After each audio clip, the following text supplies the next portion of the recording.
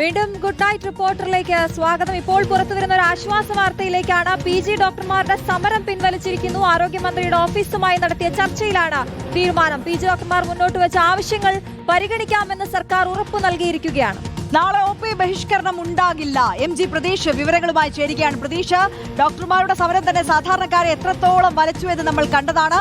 PG ഡോക്ടർമാർ കൂടി സമരത്തിലേക്ക് കടന്നിരുന്നു എന്നുണ്ടെങ്കിൽ അത് വല്ലാത്ത ദുരവസ്ഥയായേനെ. എന്തായാലും ഇപ്പോൾ സാധാരണക്കാർക്ക് ആശ്വാസമാണ് ഈ ചർച്ച വിജയിച്ചത്.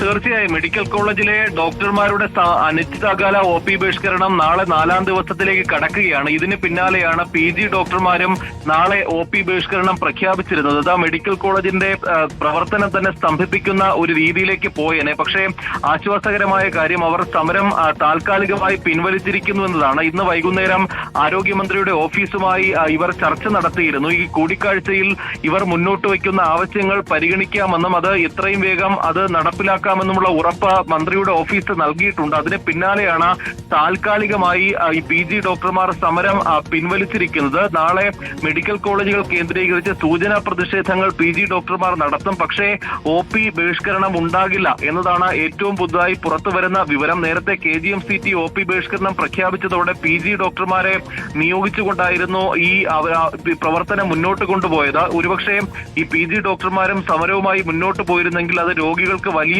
ബുദ്ധിമുട്ടാകുമായിരുന്നു. എന്തായാലും PG ഡോക്ടർമാർ സമരം പിൻവലിച്ചത് രോഗികളെ സംബന്ധിച്ച ആശ്വാസകരമായ വാർത്തയാണ്.